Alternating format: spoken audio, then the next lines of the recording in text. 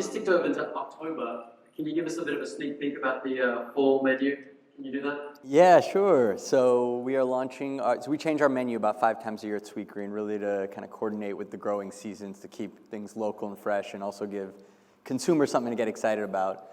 This October is a big launch for us as we move from, the vision for Sweetgreen has always been this idea of farm-to-table fast food, not just salads. And salads was the first foray because, quite honestly, we didn't know how to cook, and it was an easy way to show that we were healthy.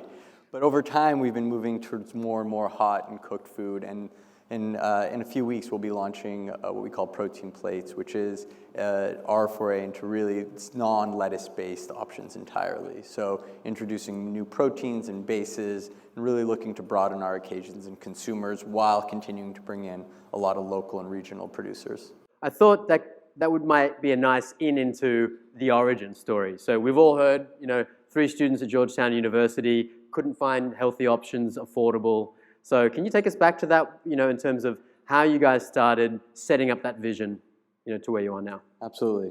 So I grew up in Los Angeles, came to school, Washington, D.C., and I always knew I wanted to be an entrepreneur, but never imagined myself as a food entrepreneur. However, I always loved food. Got to school and met my two friends, Nicholas and Nathaniel, and we all took an entrepreneurship class. We're always the guys talking about starting a business. And we just continued to complain about food. And it was it was around the time Chipotle had just gone public. We were very fascinated about this new segment of the industry called fast casual. Seems like it was a way to provide higher quality food, still in a very fast way. And so we just decided, why don't we just build one restaurant for this neighborhood, for our community, and it would be a fun little project. That was the idea. Do one, move on with the rest of our lives. Okay, right. We thought opening a restaurant was going to be very easy. We looked at a restaurant. We're like, okay, cool. You must go to a kitchen equipment place. You buy the kitchen equipment. You just put it in there. I mean, in our heads, we didn't even think about the plumbing and the sanitation line and the permits and all the stuff we all know very well. We're just like, oh, how hard could it be? You looked at a Chipotle or a Subway. We're like, you're just gonna go buy a line. You're gonna put it in. We're gonna buy the ingredients. We're gonna chop them up and we're gonna serve customers. We're gonna hire a manager and we're gonna go on with our lives. Mm-hmm. And so very easy. I mean, this guy's going to test. Yeah, it was super easy to do. We expected to open on April 1st. So the idea was open April 1st, spend the end of our college days running it, have someone run it. So we write the business plan, and as we're writing the business plan, we realize, we thought we could open the restaurant for 50 to 100 grand. It was not going to be 50 or 100 grand. Right. The first restaurant was about $300,000. We thought it was going to open April 1st. It opened August 1st. So all things considered, not too bad. Yeah. But in the process, though, we also realized that the opportunity was so much bigger than one restaurant in one neighborhood. Mm-hmm. We realized that the food in this country, in many ways, was making us sick. Obesity was growing at a massive rate. And that food was a huge part of this. And we wanted to create a brand that made healthy and real food more accessible, made it cool, made it delicious, made it craveable, and really celebrated the way we thought food really, should come out of the ground. And got really excited about this idea and the mission around it, the problem we could solve, and with that, a really big business that we could create. And so as we started writing the business plan for one, we're like, well, this might be more than one. And so we started to take a step back and take one of the key tenets from the beginning of the business was a first principles approach on how we thought about everything, whether it was how we thought about our supply chain, how we thought about designing our restaurants with an integration of technology, how we thought about our consumer experiences. It was maybe the naivete of never working in the industry and just seeing it with these fresh eyes. It was the best and probably best and worst things, a lot of advantages, a lot of disadvantages.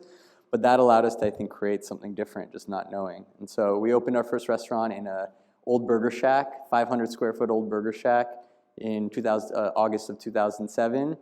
And we're kind of off to the races. Today we have 220 restaurants around the country, about 20 cities, all company owned, about almost $3 million average unit volume, and continuing to grow with a mission of connecting people to real food. Yeah, and I want to jump to that, having that, when you guys first started, you talked about intimacy at scale, sort of being the next disruptor in providing healthy options. How have you sort of held on to that, and how does that drive all of your, decisions moving forward, and what is it like having a mission-driven company in this space? Yeah, so I'll start with our mission. Our mission from day one has been to build healthier communities by connecting people to real food. So that's been kind of the guiding light literally since the day we wrote the business plan.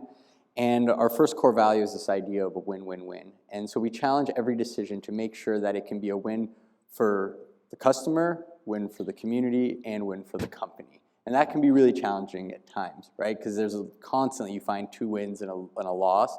But trying to find these decisions that have that triple bottom line effect. But it's very important that the company wins as part of this. We are, some people think, we are hardcore capitalists in this, and we must make money in order to fuel this mission. As we think about our, the mission and how we continue to scale intimacy at scale, how we bring intimacy at scale in, there's a number of ways in which we do that. The idea was, how do we keep the things that are special to Sweetgreen as we get larger? And I think when we looked at the industry, we looked at a lot of companies that at one time were great. The experience was awesome. And then you fast forwarded 20, 30, 40 years, and they were watered down versions of what they once were. And it was not one decision in which you got there. It was a death by 1,000 cuts, slowly, kind of chipping away at the experience, and then you wake up and it's something completely different than what you started with. And so we really tried to put in a lot of guardrails around making those decision makings, especially as it comes to the quality of the food. We knew that people, the reason they love Sweetgreen, our core value proposition was the quality of the food, where we source it from, the fact that we make it from scratch, the fact that it is completely unprocessed. That was really important, and we really etched that in stone as we've continued to scale.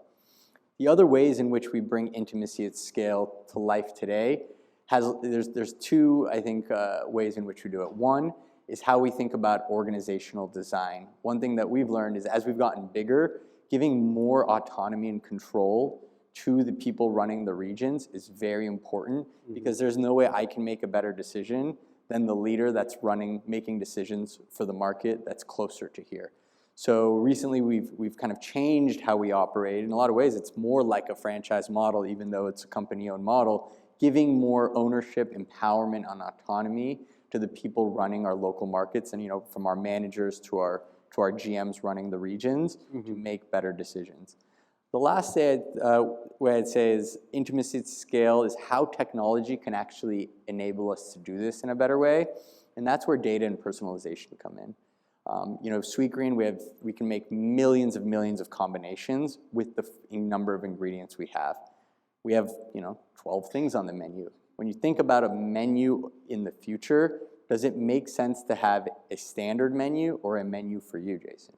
And so as we think about the actual menu, and then how we think about loyalty and marketing and offers, how does that whole experience begin to personalize to you? And I think that's kind of the next iteration of where intimacy at scale goes. And to that point, the long-term vision. We know it's actually funny. We had Nate Rue come and speak back in 2019, and I realized just this morning it was actually in this very room when we ran it in Miami.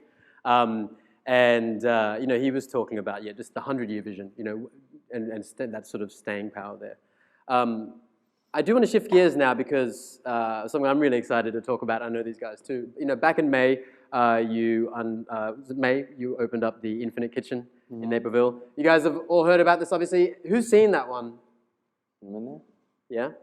Oh, yeah, okay, yep. Just got some enthusiastic hands in the back there. I haven't seen it, but I've heard wonderful things. I just wonder, we'll play a short video now, and then we're going to launch into that. Can we just play that video there, and then we'll start talking about that. Here at Sweetgreen, we believe in a green future, where fresh, feel-good food is convenient and accessible to everyone. I'm obsessed. That's why we're testing our vision with the launch of our new restaurant powered by automation. We call it the Infinite Kitchen, a new kitchen that helps us simplify things so we can bring in more of what matters for a Sweetgreen experience that's fast, fresh, and friendly, where every meal begins and ends with human hands. from our local farmers to our team members, all there to guide you through the process. We're excited to introduce you to a brand new Sweetgreen.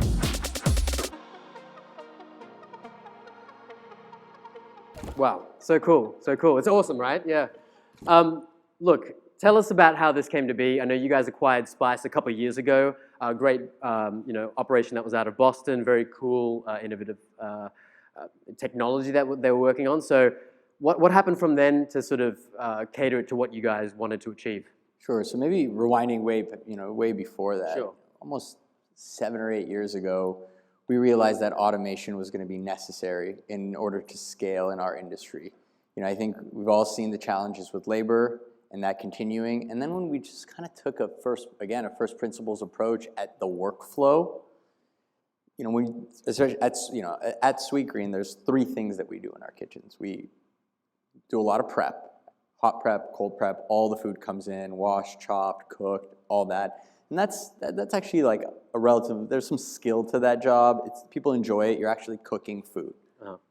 You then have an assembly process where, first of all, for us, 60% of our business happens digitally. So 60% of the orders in our restaurants, people aren't even looking at a guest, they're making orders off of a screen. You then have hospitality and service, which is what we love to do. Right, for people in the hospitality industry, that is the value add of being in the restaurant. But when you looked at these 3 things, there was this part in the middle that really wasn't value add, and it was also creates all the issues in the restaurant. Mm-hmm. For us, I don't know about you all, accuracy is an issue. No matter how hard we try, accuracy is challenging. Our average bowl has 12 things in a bowl. So let me give you 12 things in a bowl, 10 bowls, 120 items. If you get 1 out of 120 items wrong, you are running, let's just say the 10 each to make the math easy, you have an error rate of 10%. You got 1 out of 100 ingredients wrong, and you have a 10% error rate for your customers. You have issues with portioning. We have concerns around food safety. We have issues around throughput, and of course, all labor, which continues to compound. If California is an example for where the world is going, look at just $20 minimum wage, go 3.5% a year on $20. Does anyone know what that is in 10 years? Mathematicians? Anyone?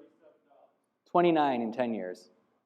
It's $29. I mean, it sounds crazy. That's going to be the minimum wage in 10 years in California, and we should all expect that to happen everywhere else. We all know what's happened, what's going on with immigration. I mean, there's all these things where labor is just a massive challenge in the industry, and not on top of it, the threat of unionization. We have to make the jobs better. So we saw this as like the existential threat in the industry, and also for us with the very high labor model, the only way to over time bring costs down. And so we kind of saw like automation. There's something to it. What we knew is that in order to do it right, you couldn't apply it. We didn't believe you could apply it to existing units. So we didn't think that taking the existing workflows and applying automation to it would work. We also had that same belief when restaurants were getting digitized, that it was going to be very hard to build restaurants and digitize them with existing workflows. You had to think of building a digital restaurant, again, with a first principles approach, how you build your secondary make lines, your where you pick up the food, et cetera. And I think that's been proven true for people who've done well in digital. So we saw that as a huge opportunity. We went out, we started to build a team. We hired a head of automation, we built a whole team, we started trying to do it ourselves. And quite honestly, we failed. Failed multiple times. It was very, very hard to do. As our new head of automation, who used to be CEO of Spice, told me, if everything was almonds and sunflower seeds, automation would be really easy. Right? Dry food is very easy to do, but now let's talk about different viscosities of dressing, different temperatures, plating. There's a lot of, it's all about the edge cases that make it the challenge really, it makes it really, really challenging. So here comes Spice. We had met these guys just because I was so curious about their model. We had met them when they were, still building things in their dorm room. They came to one of our openings when we opened our Harvard Square restaurant in Boston because we shared a mutual investor, a chef named Daniel Boulud. Right. Yeah. So Daniel Boulud was one of their investors, one of ours, introduced us, and I was just so impressed. I was so impressed by the way they thought about things. And their mission was exactly the same as ours. They had the same idea of what they were trying to solve at scale. They're just like, hey, we loved Sweetgreen. We were trying to do Sweetgreen with automation, and we think that's an advantage. And so we got to know each other for a while, stayed close, and then about 2 years ago, we decided to join forces. We acquired the team and the technology, and we began evolving that technology for our purposes. Luckily, so much of what had been built was already very applicable to what we were doing. If anything, our goal was to simplify it and make it ready for scale. So made a lot of tweaks. We tested in a lab. We opened our first pilot location in May in Naperville. We're going to open a second unit in about less than 2 months in Huntington Beach, California. Okay. And the machine does full assembly, end-to-end assembly, still doing all the fresh prep in the restaurant, loading the machine. Couple benefits, 500 bowls per hour, perfect accuracy. The food is brighter and tastes better because it's not oxidized. We have a lot of food safety controls. Our turnover is a fraction of what it is in other stores just because it's an easier place to run. And of course, we're seeing better margin in those stores. We reported publicly that in its first month of operations, that store ran a 26% four-wall margin. Wow. So very excited about it, but albeit very early. It's a very early technology. It's still in a pilot stage. We are now working to scale the technology, bring the costs down, continue to evolve the overall experience around how we deploy that technology. But we do believe very strongly that automation will play a strong part in our future, and I think in much of the rest of the industry as well. Yeah. And like you say, it's just very early stages. Like ideally, is it something that could be rolled out fleet-wide, or is it just select stores? I know you guys are also retrofitting a store by end of next year, is that right? So it's just a question on return on capital. Yeah. So it's obviously, for everyone knows, it's easier to greenfield than it is to retro in many ways, just because the cost of a renovation can be costly. But then it just becomes a math equation. We know it'll save you certain points on labor. There's all these second order benefits it brings. How much does the reno cost, and is it worth doing? Do you do it closer to your reno time cycle, or do you do it earlier? But yes, we do believe over time, you'll see a huge chunk of new stores do it. As stores come up for reno, you'll see us do more of those, and any stores that have the volumes where it makes sense, you'll see us do those as well.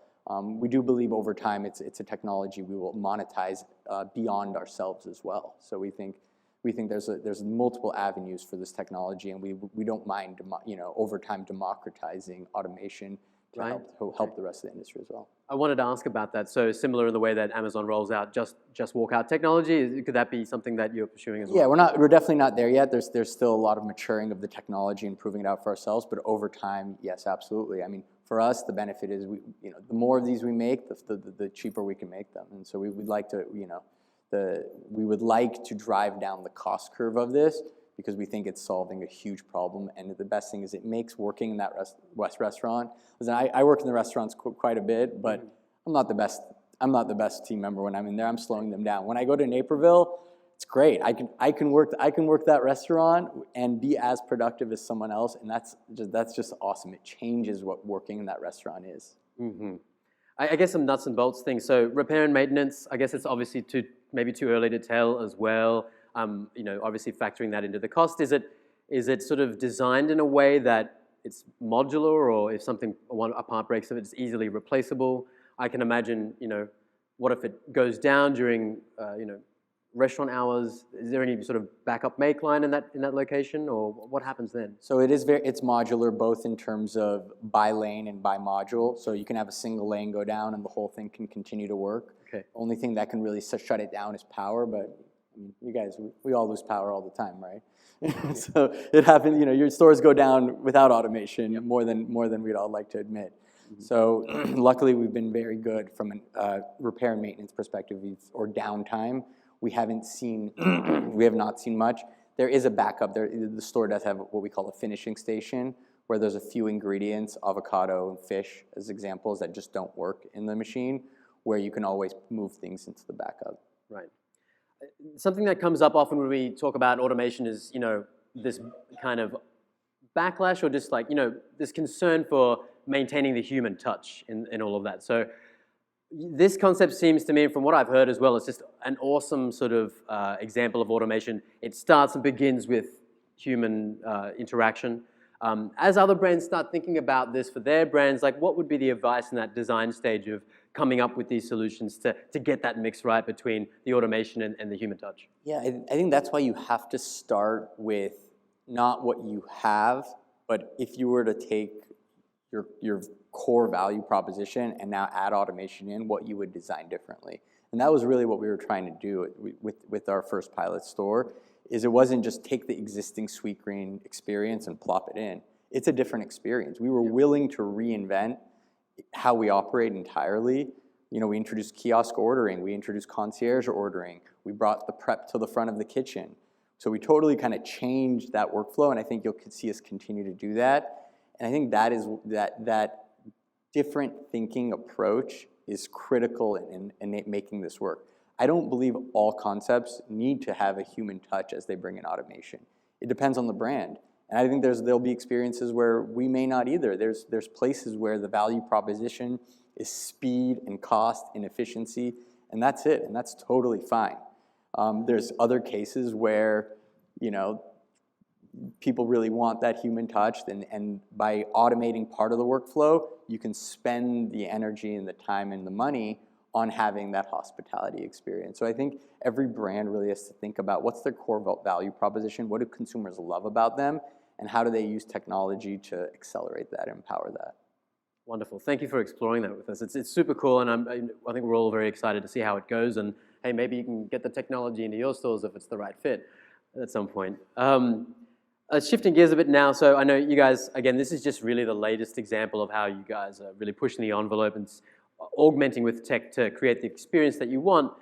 So, you know, AI in terms of personalization, I know you are, you know, harnessing that technology to, you know, make that experience better for whoever's walking into your store. So can you shed some light on how you're thinking about, you know, the advancements in AI technology are going to impact restaurants, and how are you approaching it? What I think is so cool about this moment is it's really just been democratized for everyone to do so cheaply. It's something that anyone could have done over the past 10 years with a lot of data, you know, with a huge access to a lot of data and the right talent, but it's really it's getting so much easier to do. I mean, I'll give you an example. We, for a long time, worked on personalization algorithms around our food. I mean, you go on ChatGPT's algorithm's pretty good right now. Like, you can do some amazing, amazing things just pretty much off the shelf. We do see a lot of use cases for AI in our industry. There's a lot in the back of house workflows, from sales, getting the right sales forecast to the right order, you know, how we deploy labor, we have a couple tools that help power our operation today. We have two proprietary apps we built in our kitchens. One's a hot prep tool, one's a cold prep, that really guide our team members on exactly what food to make when, in order to minimize waste and maximize freshness. So there's one example there that uses machine learning to kind of guide, you know, GPS our kitchen workflows.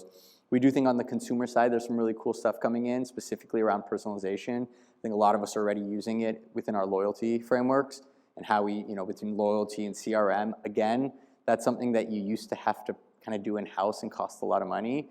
But what we're learning is you don't actually have to do that in-house anymore. And so what's exciting is, you can partner with other firms now to kind of come up with some of these personalization algorithms that work just as well as when you build them yourselves. One thing we're really excited about is personalized menus. You know, again, we have about millions of combinations we can make with our food, and we have people that have very distinct both taste and nutritional and lifestyle profiles. So as we learn more about you, I like to call it the Spotify of food. You know, you get your Discover Weekly, you know, playlist on a Monday. It kind of says, here's music we think you'll like.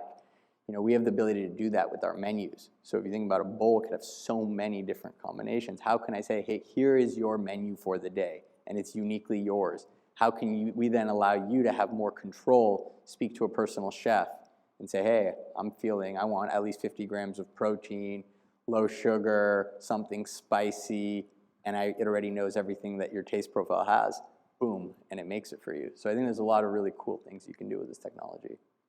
The future is definitely exciting, and I'm just really watching the time. I can't believe it's slipping away, but you know, I want to also talk about your store formats. I know you've been experimenting there as well. Last year you opened Sweetgreen, the sort of the drive-through option, and also digital-only formats as well. Can you tell us about how those have been performing, and I guess future plans as you look ahead? Yeah, we continue to believe in testing out different formats to meet the customer where they are. Obviously, the drive-through has been the greatest old new innovation.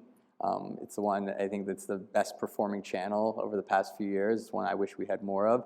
Very challenging to find and develop these, but clearly the consumer loves the convenience of the drive-through. So we tested our first Sweetgreen. It's a digital pickup drive-through last year. In line with the rest of the industry, you see higher AVs, better profitability. So they're great. I think it's just a competition to find more of them.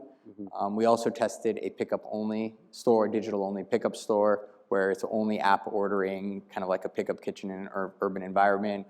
What's interesting about that is we've proven you can get away with having a line and convert more people to digital, and then shrink your footprint in these kind of CBD and urban environments. And so I'll say, I think Sweetgreen is going to be the type of brand that you'll see more of a stratification of experiences, from the urban to the suburban. I think that Starbucks has done a great job with this, right? There's not one Starbucks. There's such great stratification of the different experiences, and I think that's the approach that we plan on taking. Is not all Sweetgreens will be the same in terms of format, menu, and experience. Right. And you are expanding outside of where you have been, so into sort of more inland from the coastlines and that kind of thing, and menu innovation is a part of that as well. Can you tell us about, as you expand, how you're catering to a different market, a different set of people, and adjusting as you go? Yeah. So when onset of COVID, we were a very urban concept. Partially why we were so impacted. We were about over 75% of our footprint was heavily urban, and a lot of that very CBD. Just coincidentally, we'd already planned a huge suburban expansion because 80% of the country is more suburban. And so, today our footprint is about 50-50 urban suburban, and is leaning more suburban as we grow. Again, just because that's kind of the makeup of the country. We started the business on the coast. We started in DC and slowly worked our way up the East Coast. And I remember when we were in DC only, the critics were like, "Oh, it's a DC only brand. It's never going to work out of DC." We had like 20 stores in DC. Then we opened in New York and Boston. It's an East Coast only brand. Then we opened in California. And so the critics will constantly tell us that, okay, now it's a coastal brand. Then we're in Chicago, and now. So we were just, I've always believed there's an Asian proverb says, "Go as far as you can see. When you get there, you'll be able to see further." And we're confident that the TAM is there for what we're doing, and as we will continue to evolve to expand our TAM and bring more consumers in and meet them where they are in terms of more craveable options, different day parts and occasions, while still keeping the core of what matters to us, which is really sourcing the best quality food, making it from scratch.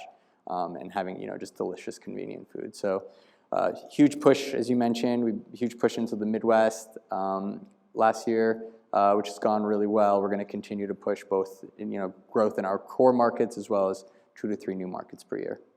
Exciting. Look, we have a couple of minutes for some quick questions. So if there's a microphone floating around, does anyone have a question that they'd like to throw up here? I got a microphone for you. There we go. So with the automation technology that you kind of bought with Spice Kitchen and integrated into your operation, how do you kind of build a moat around that and make it defensible? Obviously, there's going to be copycats. There's going to be other brands that try to do what you do. So is there any patents or anything protecting your technology that kind of helps you have an edge? So the answer is yes, there are patents, but I don't think technology is going to be the moat in this industry. I think technology can be a wedge and an accelerant, but I do believe that, and it can give you a relative competitive advantage for a certain period of time. But those advantages typically dissipate, and it comes back to the brand, the food, the experience itself. So we have a framework at Sweetgreen. We believe that all of the best consumer brands have a really nice balance of art and science. The art is the magic, it's the food, it's all the things that you can't put a number or technology to. right? And that's, at the end, that's what people love. If you don't have the technology, like if you had the best food in the world and didn't offer digital ordering today, you'd probably be left behind. But if you had the best digital ordering in the world, the best automation in the world, and your food was crap, nothing would matter. And so we saw this with COVID. We experienced this firsthand. We paid a huge pioneer tax. We're a huge leader in the industry from a digital and technology perspective. We built a lot of it ourselves because we had to. But within 1 week, that advantage was kind of gone, and it was all democratized because the whole world came online. So I don't think we are blind to the fact that that will happen again. That will happen again with automation and whatever that new technology is. We will have an advantage for a certain number of years, and then someone will create that for the industry. It may be us, but it all comes back to the brand and the culture. And so it's important for us to invest as heavily on the art, the magic, the culture, the food, the experience, as we do on the enabler, which is the technology. Any other questions there? Yeah, Scott Landers from Figure 8. You talked a lot about scaling from the coast going inland. You talked about the personalization of menus. So I'm curious how that connects back to the sourcing side of the conversation. And do you see, because there's always this tension between scaling and local sourcing, like a regionalization of the foods that are grown in, say, Wisconsin versus the coast? I'm just curious if you could speak a little bit more about how the sourcing side of this conversation evolves as Sweetgreen does. Yeah, absolutely. So we do source both nationally and regionally, and while we try to source as local as possible, we also understand that we have to scale the concept. And so for us, we have a lot of national organic suppliers, as well as in season are sourcing, regionally. We do have part of our menu in each region that can kind of flex so we can buy more food regionally. And I think what we've unlocked from a philosophy perspective, it's what you started with, is some brands believe that consistency means the same everywhere. We don't believe that. We believe that consistency is the same level of quality expectation, but that can mean different things, and that can have different taste profiles in different places. So we're okay that when you go get a harvest bowl on one side of the country and another side of the country, it tastes different. The kale looks different, the cheese is completely different, goat cheese is very different around the country, and we're totally okay with that. We totally celebrate that. Some other brands may be very allergic to that, of hey, it's all about a Big Mac should taste like a Big Mac all around the world. We're actually super excited at the fact that food tastes different at different times of the year around the country in different ways. Thank you. Wonderful.